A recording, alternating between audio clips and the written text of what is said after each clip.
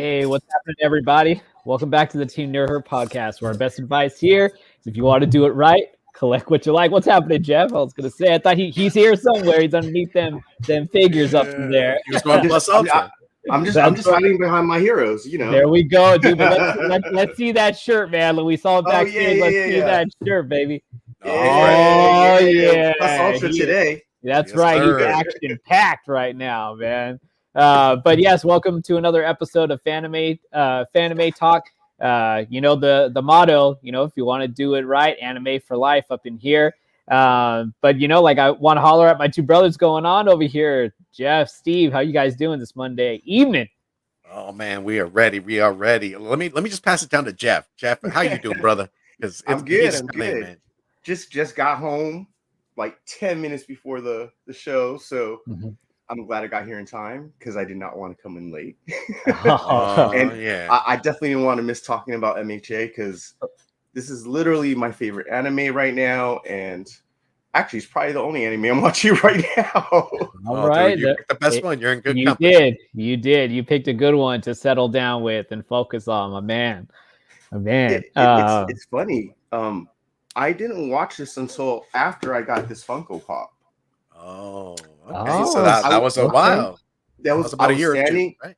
Yeah, it was a few years ago. I was standing in line at Funimation, and literally every single person in front of me and behind me was talking about My Hero Academia this, My Hero Academia that. Yep. And they all convinced me to go watch it. And I bought this. When I got back from SDCC, I started watching it, and I was hooked, and I was sad that I was only like a season or two. Oh yeah, man, that hurt. That hurt. Yeah. Mm-hmm. Yeah. Yes, indeed, and yeah, that I would be heartbroken too, man. But I mean, and that was some time ago, and here we are, you know, up into season 5. But before we get into that, Steve, let's holler at the nerd chat. Let's give some love to our moderators, everybody. Oh yeah, man, and you guys are gonna see some new names up in this, So shout out to the Team Nerd Herd moderators. Brother number 1, Brother Rudy, man, he is the band name extraordinaire, the head of this band. Brother number 2 is Something Wong. You already know something white's gonna happen when he's around. Always. And brother number 3, D-Anime Etc. Senpai. What's up, Sonnen? Brother number 4 is my horror hermano, Glenn 2K from the other side of the pond. 2K. Welcome. God damn it, welcome to the Team Nerd Herd podcast, my brother. We love you, brother. We love you. So we are super excited to have my man Glenn on board. And shout outs to the music, DJ Abomination and Plainclothes D over there up north. And let's go ahead and jump in this herd chat. Let's go ahead and swan dive. We got right there, brother number 4, horror hermano, Glenn 2K, already tuned from the boot. Yeah. You know, you got Something Wong, my man. Give him a club soda and a lime, and he's going to make this shit go and get started. Oh, you got Raging Cajun Comics, my brother JD. Brother JD, Transformers more than meets the eye. Yes, drive carefully, man. Drive carefully. Yeah, brother. We won't make you laugh, so you roll off the road, bro. We can't do that. Inja, the beheader, Binja, my girl, is up in this piece. What's up, girl? What's up, Ninja? Oh, man, you got a bleeding star from galaxies away and Milky Ways afar. Greetings, my bleeding star. That's right. You're shining star. I just felt like a sudden urge to just hit that, right?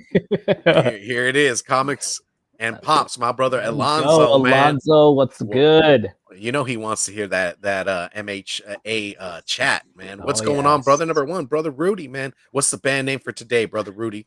We got the trio? Yeah, the brother. Main man. I'm pretty sure it's a quad. Bam. Yep. Yeah. Anime, etc. What's up? Yeah, man. Let's see. I think we might be caught up. I think we are all caught up, y'all.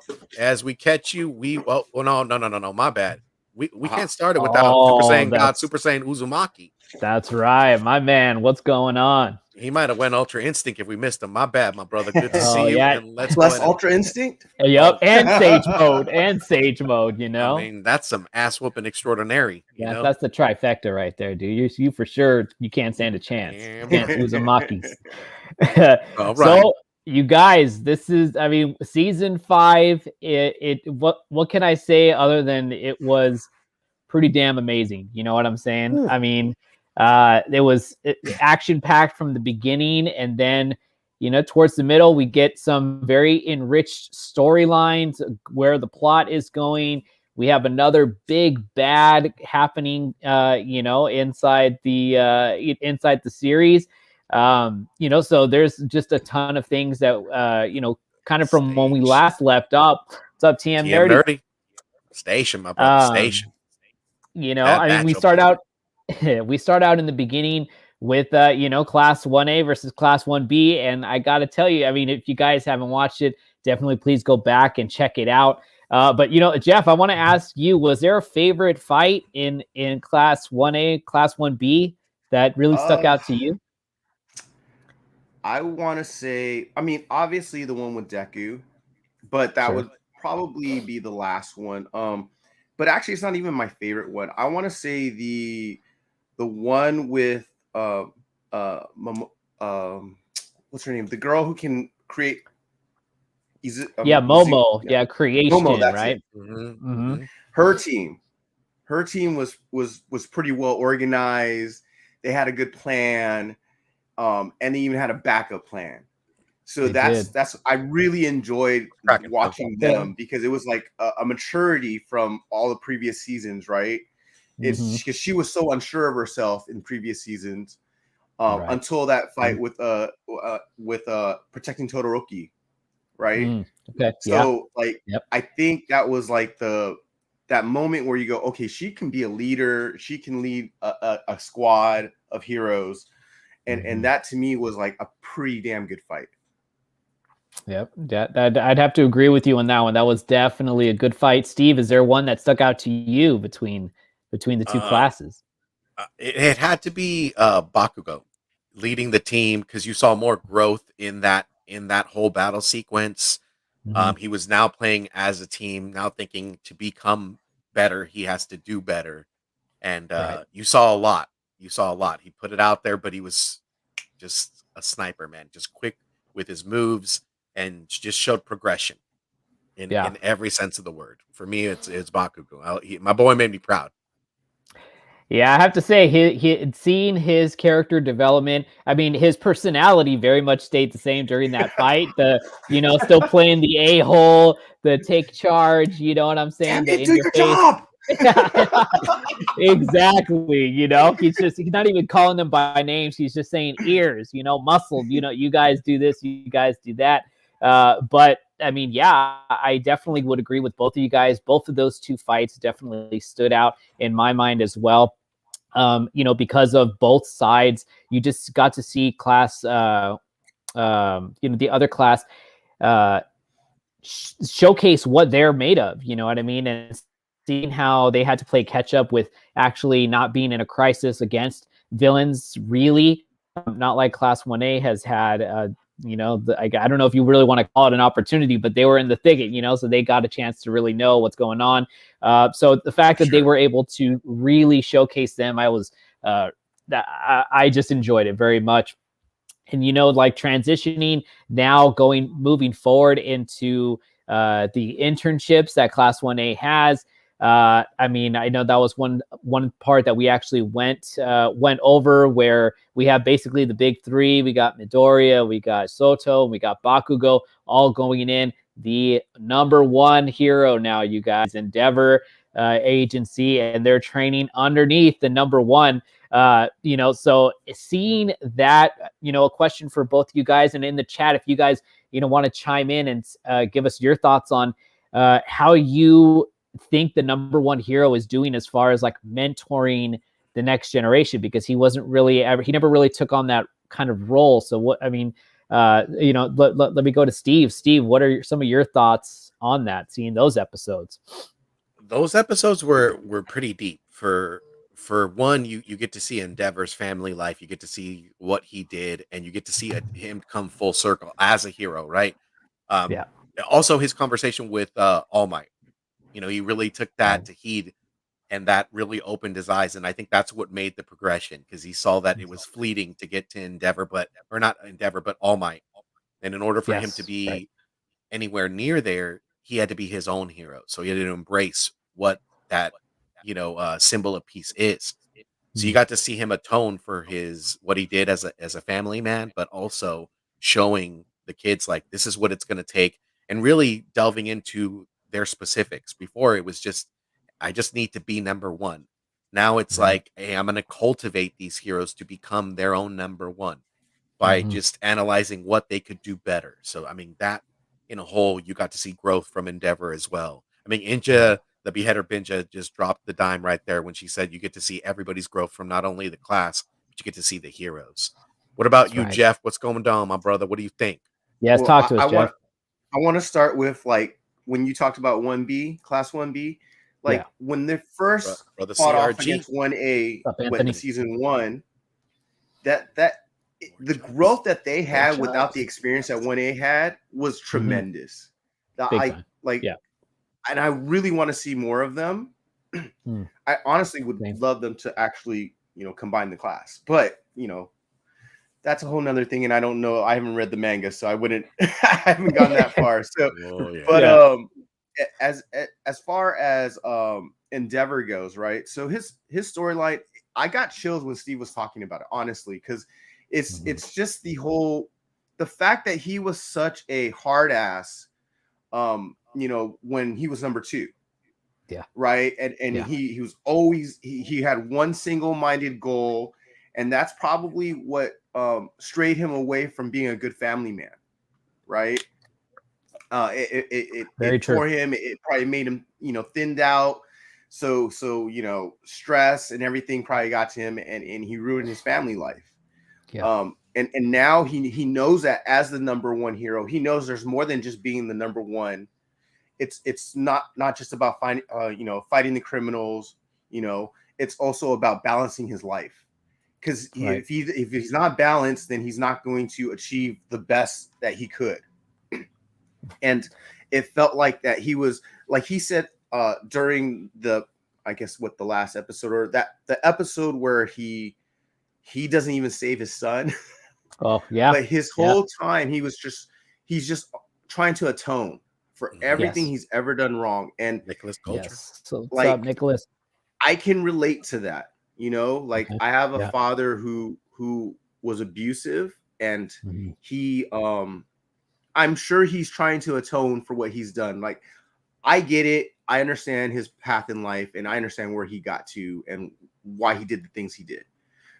That for me helps me, right? I can move forward. But for him, he's always going to be trying to atone for what he's done in the past. Right. So very true. I can completely understand that. And I have the same kind of relationship that Todoroki's older brother has with his father. Natsu, right? Yeah, Natsu, yeah. So like he just doesn't want to forgive him. Right? He just doesn't. He doesn't think there's a path forward. But when you see your father trying to atone, not trying to apologize, not trying to make up for things, he's just trying to atone. He's trying to do his best to move forward, to be the best father he can at that point on. Nicole, what's going on? What's up, Nicole? What up? So that's a very deep story, and very personal to me. And the fact that you can see it in Todoroki's face as well, right? When he's dealing with it, even though he's mellow, you can tell that he's taking in what Midoriya is saying to him, what his sister's saying to him, and also seeing what his father is doing, without having to say anything about it. So he's seeing the action of his father, and he's trying to help his his 2 buddies also become the best heroes they can be, right? Yeah. And I want to say something about Midoriya and Bakugo. They're the luckiest heroes ever because they got to train under 2 number 1s. Oh yeah. Yes. Very true. Yeah. That's their very number true. one is their number 1's the mentor, man. They both looked up to him, and All Might's taken a loving as sons, or a liking as if you were to take you under his wing, and Midoriya is there. So yeah, you're right, Jeff. Yeah, that's actually really perfect perspective on seeing who their mentors are. They're both the number 1 heroes that, obviously you're going to admire them just for the sheer title, right? But, seeing how their first beginnings with All Might. I mean, who doesn't want to be like All Might, right? But now seeing a different version of Endeavor, and really seeing how things in his life have definitely been changing, and going just really seeing the parallels from All Might and Endeavor. I mean, even down to the actual like theme song of this. I think that it was the second half of the series. Is that you see, All Might from the back, and he does his smile, but then it switches to Endeavor, and Endeavor's not smiling. You know what I mean? So it really does paint a picture of what the future number ones are looking like. He's not the smiling hero, but I mean, he does take it to the max. He does his thing. And, I mean, he's training the rooks, so he's doing his job. So I appreciate both your guys' perspective on this. Endeavor is the number one, but he needs to prove himself, to be worthy.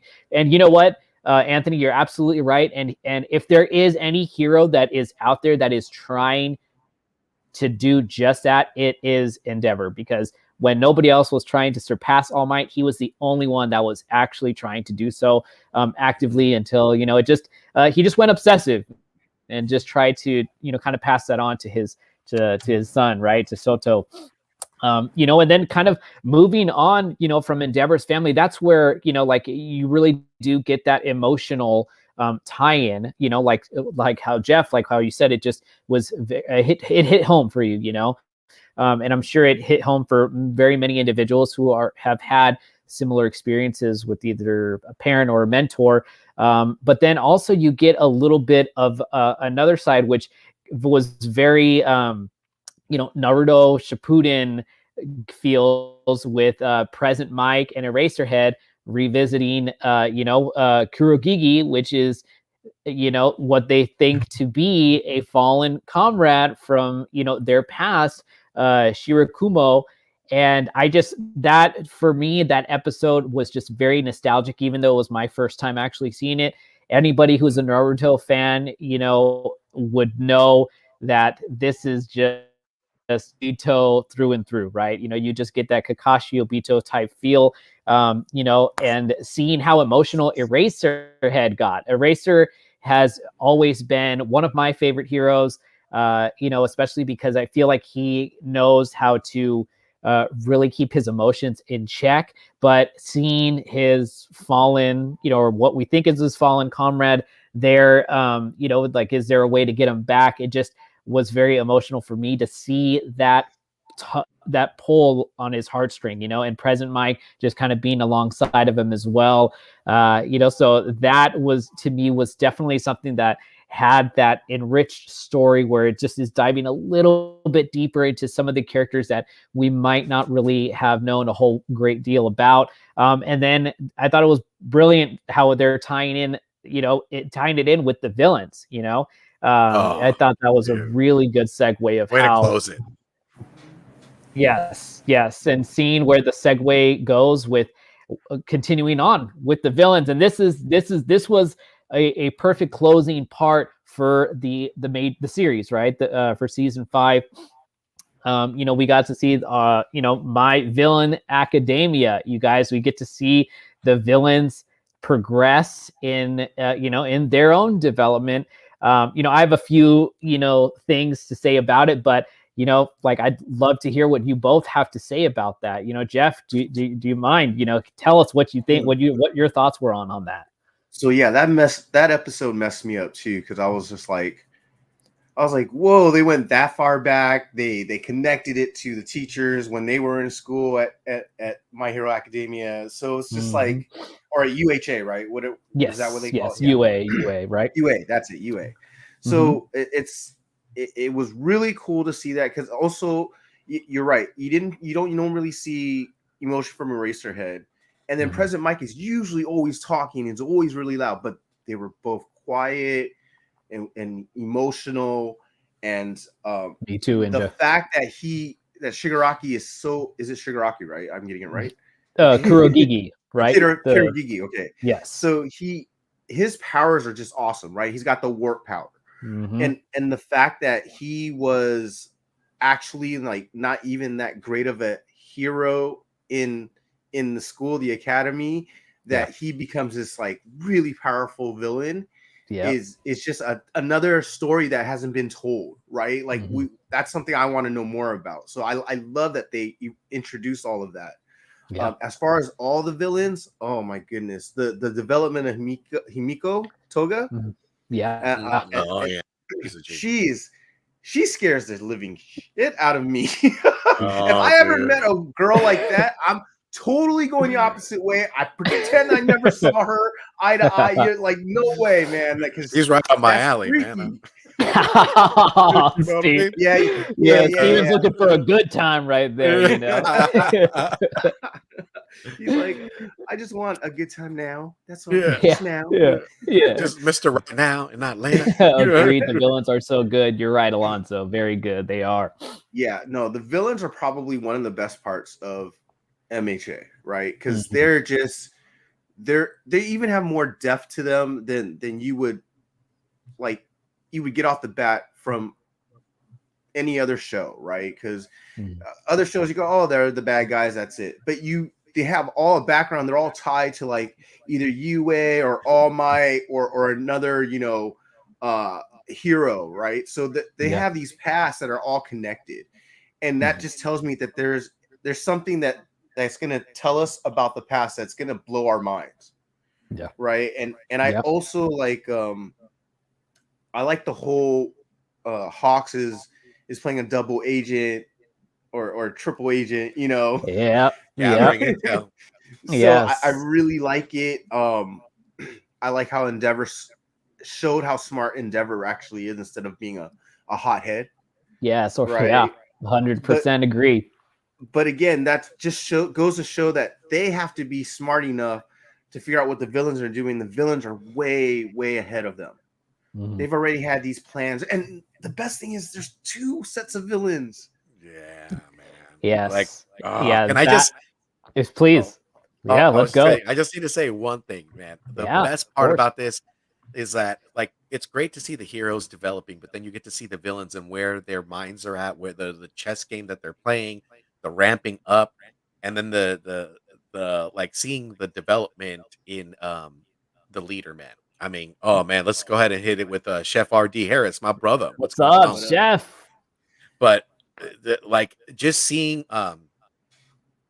just seeing Dobby rise to the occasion, just seeing freaking Twice go off when he saw his girl lying on the floor, just like, bro, he went psycho. yes. I mean, when he did that Sad Man's Parade, that was just that was a moment right there. That was a moment. And the other thing, dude, was when you see Shigaraki, how the professor kind of was like, I'll help you, but in order for you to be helped, you need to do, and you get to see freaking Giganto, dude. That guy was freaking huge, bro. I was like, just seeing the Shigaraki's origins, everything.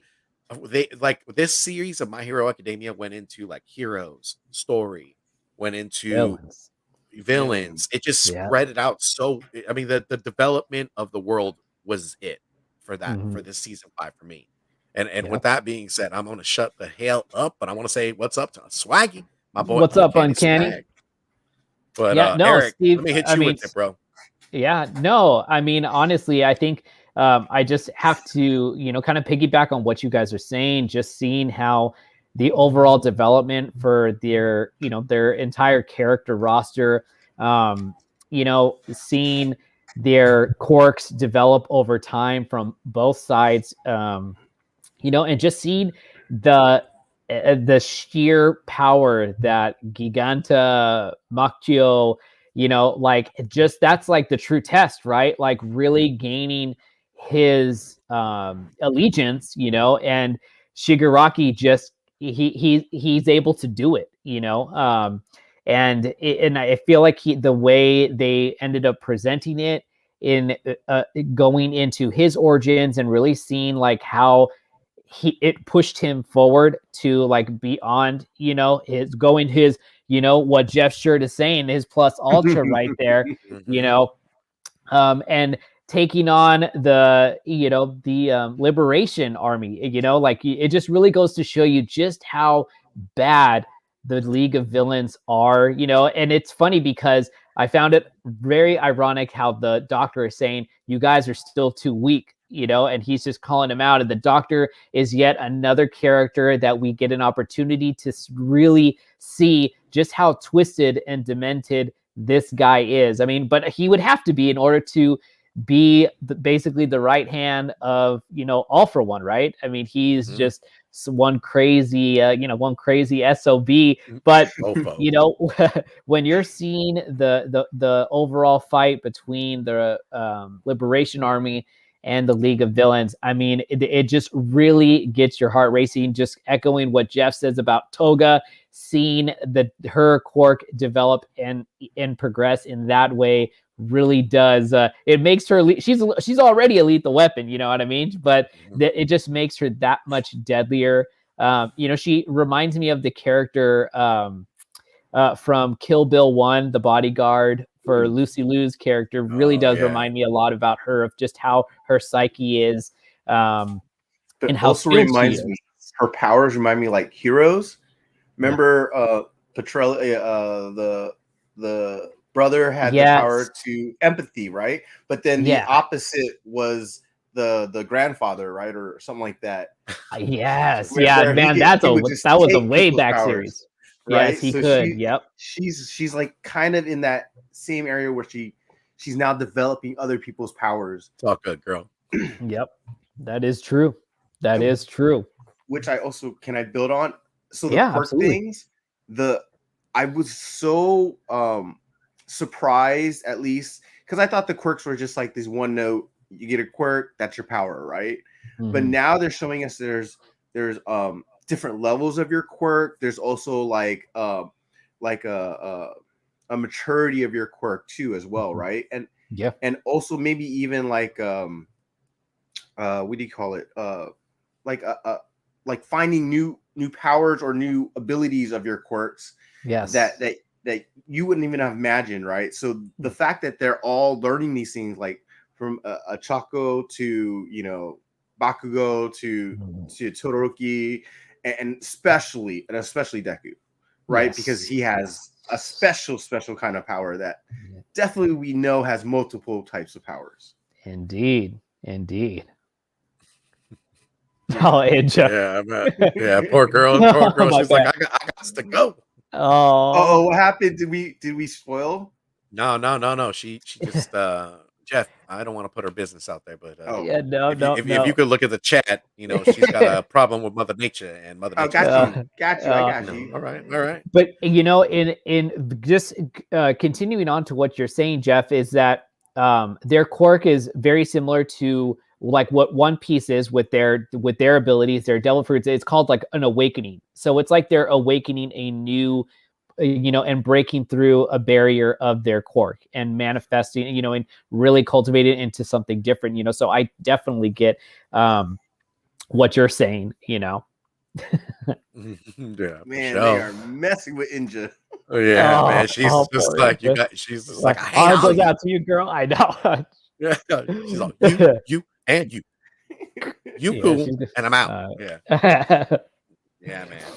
Is it weird that at the very end I voted for the villains? Like I was just like, oh, how could you not, dude? What about when he was just freaking going like full speed, just and just freaking when he when him between our Destro, oh my god, Red Destro, when they were fighting, it just like to Jeff's point, it showed elevation and breaking that peak, like just in life, guys. Do as in life, man. You got to get tested. You got to get put against the wall.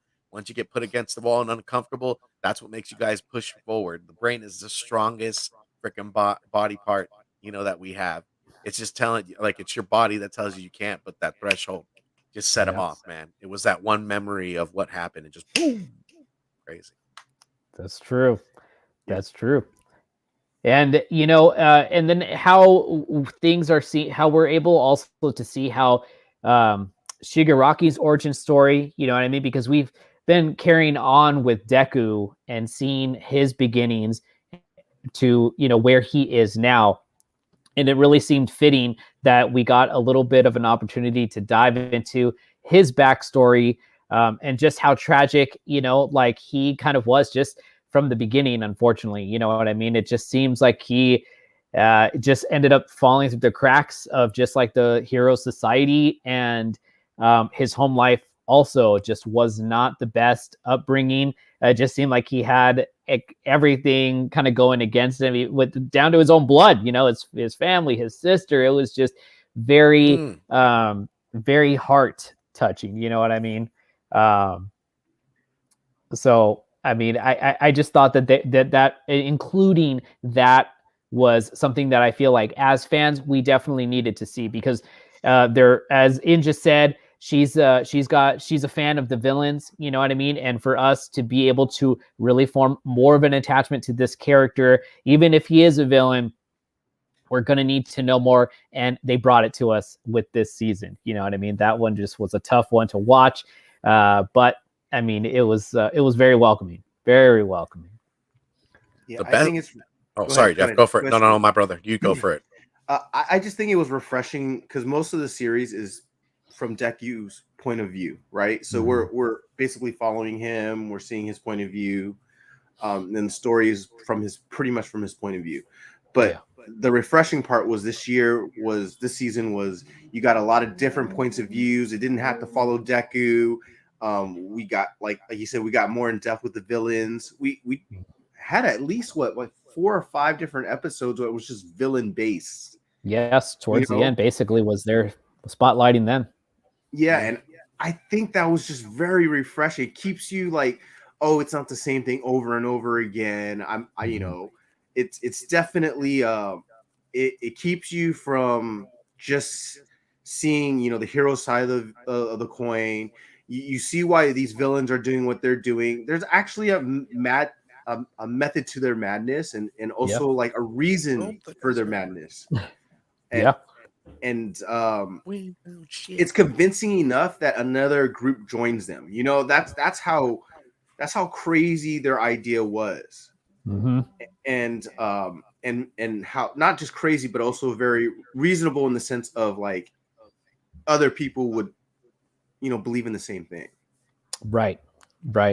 That's true. You know what I mean? Because they're seeing, kind of like what the Yakuza were basically trying to obtain in their own variation, and the Liberation Army just ended up, I mean, the League of Villains just absorbed it. That's exactly what they did. They absorbed, their assets and, downright to their leaders. So, but I don't know about you guys, but as far as like moving forward with the rest of the series and going into 6, I mean, towards the end of 5, we see a lot of the heroes just kind of lined up in the back of, in the woods, up in the hills, and they're looking at the town, and, like it sets it up for a big fight. You know what I mean? We already know that it's coming. It just sets the stage for that. So there is, that anticipation, but there is one mystery as far as, the power that the Doctor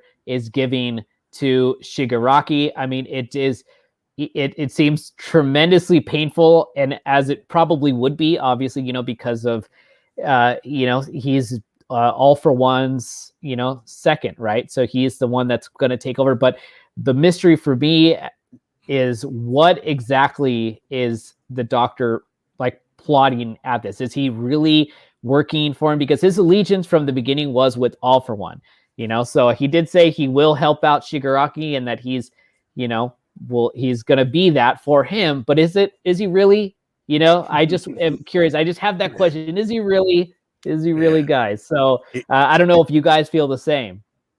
I think he has ulterior motives because he has those nomus too. So, I mean, like if he got them up and running, like he could be his own little, villain himself. But I didn't think to look at it from that perspective. But that's a thought. That's a thought.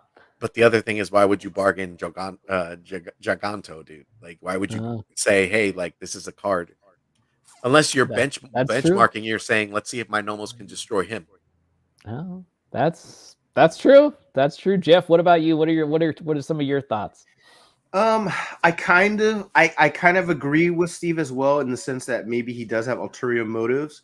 But he seemed very dedicated to All For One. Yeah.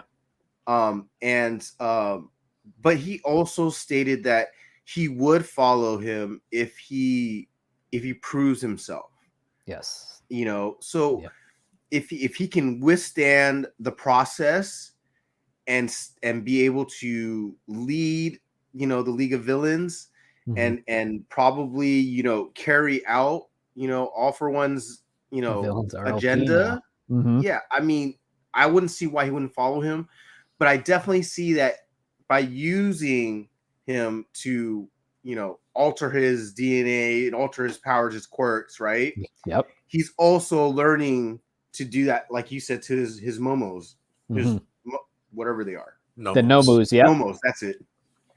Yeah, so and there's also, you know, that whole Hawks and Endeavor were trying to figure out, you know, the plan of who were the other group again? The Liberation Army. Yep. Yeah. So they still haven't even addressed that issue, right? Like, they actually haven't even technically addressed it. Only the kids have addressed it. Right. So it's there's a lot more to happen. There's a big fight right on the horizon. Yes, indeed. I can't wait. And the problem with the fight on the horizon, though, is even though the good guys have been winning almost every fight, this one I don't see them winning, because they have a combined force of the Liberation Army and the League of Villains. Yeah. And Liberation Army was no joke. Remember, they said something like 100,000 members. They were deep in the streets. Yes, and that was, I believe, just on that location. There's other locations throughout. You know, they gave us you know, scope of the land, and they showed us their bases. So there could be more, you know, than what we even saw. And yeah, like you said, they had some big players too. Really unique meta abilities, I think is what they called them. You know, but yeah, they're 110,000. You know, so they do. That's a lot of peeps. They're strength in numbers. They're strength in numbers, you guys. And so, you know, I mean, yes, Jeff, I would have to agree. I mean, there's just seeing how most battle animes go. You know, when you see the heroes really just taking it, you know, getting the W for a long period of time, you know, it just kind of bears the question: are they going to suffer any casualties in this big war? And you know, unfortunately, we will not find out for some time, you guys. You know, I would if you guys I'm gonna read the manga. I was gonna say, I would encourage you guys to, if you guys cannot wait, go and read the manga, because you will not be disappointed. But yeah, you guys, I mean, with that being said, that in a nutshell, and just getting the perspective of Jeff, Steve, myself, on what our thoughts were on season 5. You know, like, if you guys want to share some of your thoughts in the comments below, we thank you for everybody in the chat that was sharing and, you know, rapping with us about what you guys have seen from, you know, the anime, and what your guys' thoughts were too. So we do appreciate that. So, I appreciate it. Yes. So, you know, Steve, is there what current events, brother? What do we got going on for the week? Oh man, Jeff, why don't you go hit him with where you're going to be at? I know you're going to be with my man Cooks, right? Yeah, I'm gonna right? Tomorrow be with Cooks 24 podcast on his IG Live. I believe it's going to be at 4 p.m. Pacific, 6 p.m. Central.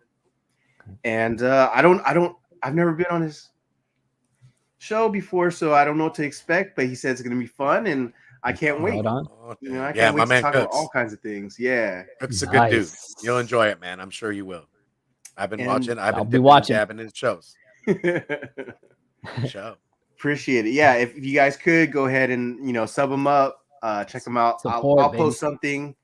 And so I think I also will be on Raging Cajun show on Sunday. Oh, that's right, JD. Calendar markings, y'all. Don't forget. And I believe he's also going to have another guest as well, Rudy. All right, we're getting a 2-for-1 right now. Twofer. So I can't wait. I can't wait. Oh yeah, and then let's not forget the Mondo Mail Call with my man Asian Funk Comics will be in the building. He will be there. We will be ready and raring to go to show off what we got for the week, y'all. And don't forget. Yes, you got that. Oh yeah, you got that verses. That's right, baby. You make them pick on what the best thing is and what the best thing was. You just never know. They might pick both of them. You know, and then you got Sunday, man. No. We got to circle on back to Friday. 2 days. Back up. We got to circle back to Friday, man. We got to circle back to Friday because we got that CBSI show with our favorite, my favorite, your favorite, our favorite.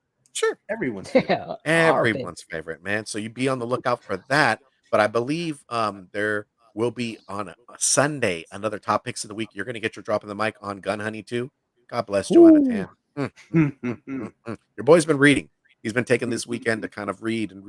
So I got to get caught up so I could go ahead and get more of these, comic titles that we've been reading, guys. That's it. Yeah, I did enjoy your last one. I did enjoy your last one of Gun Honey, man. That was good. I felt like it was a sprint, man. I felt like I just said shit and it was like by the time I was done, I was like, let me rewatch that to make sure I didn't step in it. You know, all you gotta do is shit. You just gotta show the Warren Lau cover, and that's all. You're good. For like they don't need me. Oh.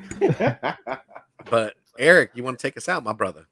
Yes, indeed. You guys, again, thank you guys for joining us this evening. Jeff, it was a pleasure just having you, another major fan of, My Hero, and especially because you're repping hard, baby, with that Plus Ultra, and we know you always go Plus Ultra, as does everybody in the herd, everybody in the chat. We love you guys. Thank you again for joining us. And with that being said, if you want to do it right, anime for life. Oh, later, you guys. For life.